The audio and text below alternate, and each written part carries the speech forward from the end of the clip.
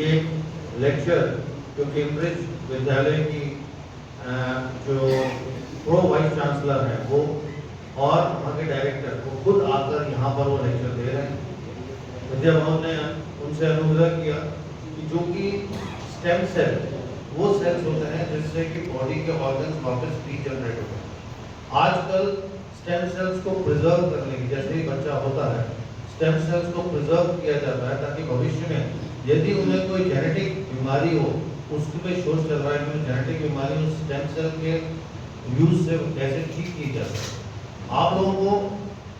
तकनीकी जो इसका ज्ञान है वो ये दोनों लोग बताएंगे और साथ ही चूंकि यहाँ अपने 5 मेडिकल कॉलेजेस हैं, 2 IVF 3 IVF सेंटर्स हैं, इन सारे डॉक्टर्स को आम जन को इसके बारे में ज्ञान हो, ये एक तरह की शुरुआत विद्या भवन ने की है। डॉक्टर फिल्टॉप करके हैं कैम्ब्रिज यूनिवर्सिटी के जो प्रो वाइस चांसलर है वो आ रहे हैं। इसके अलावा डॉक्टर साइमन्स हैं जो डायरेक्टर हैं कैम्ब्रिज यूनिवर्सिटी के। ये लोग दोनों बहुत एक्सपीरियंस है कैंसर के अंदर भी,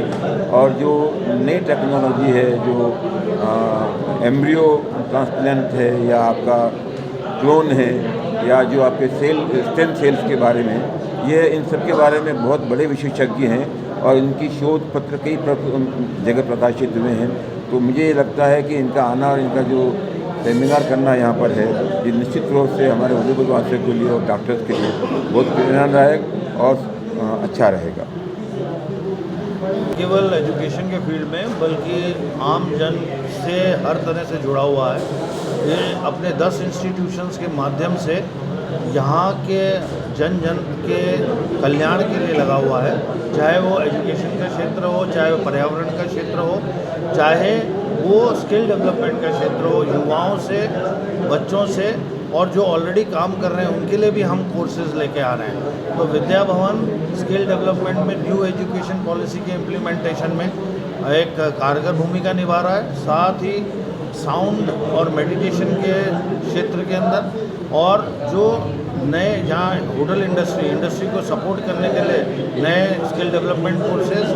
एनवायरनमेंट को प्रोटेक्शन करने के लिए नए कोर्सेज, और पर्यावरण को मजबूत करने के लिए 20 हेक्टेयर हमारी भूमि पर हम ऑर्चार्ड प्लांटेशन कर रहे हैं, 7 हेक्टेयर भूमि पर फ्लोरिकल्चर कर रहे हैं। हमारा विद्या भवन रूरल इंस्टीट्यूट नए कोर्सेज लेके आ रहा है। हमारा जो विद्या भवन का जो कृषि विज्ञान केंद्र है उसने एक नया प्रयोग किया है कि जो हमारी कैटल के बांझपन होता है, जो हमारी देसी कैटल के बांझपन को दूर करने के लिए वहाँ रेगुलर वर्कशॉप की जा रही है, जिसके अंदर जो वेटनरी डॉक्टर्स हैं वो ट्रेनिंग ले रहे हैं और हमारी जो देसी नस्ल है उसको उन्नत करने का, उसको वापस सही करने का कार्य भी यहाँ किया जा रहा है, और जो कि बहुत प्रचार में आ गया है। हमारे पूरे साल भर के प्रोग्राम्स के लिए नॉमिनेशंस फुल हैं। साथ ही इस तरह की जो कॉन्फ्रेंस हम करने जा रहे हैं, ये यहाँ के 5 मेडिकल कॉलेज, 2-3 IVF जो इंस्टीट्यूट हैं, और जो नए क्षेत्र में जो कार्य हो रहा है वो विद्या भवन यहाँ के डॉक्टर्स को, यहाँ के आम जन को बताना चाह रहा है कि किस तरह से डेवलपमेंट बायोलॉजी एक नया क्षेत्र उभर कर रहा है, जिसमें डिजीजेज, एजिंग और एम्ब्रियो से लेकर बुढ़ापे तक सभी चीज़ें, ऑर्गन रिप्लेसमेंट, स्टेम से किस तरह स्टेम सेल को ग्रो करके किस तरह कैंसर पे विजय पाई जा सकती है। और जो एना फ्लिंटॉफ है उन्होंने ये करके दिखाया डेडपुल के नर्व सिस्टम से कैसे बच्चों के कैंसर पे उन्होंने उस पर कार्य रूप पे काम किया, उसके कारगर रिजल्ट्स आए। तो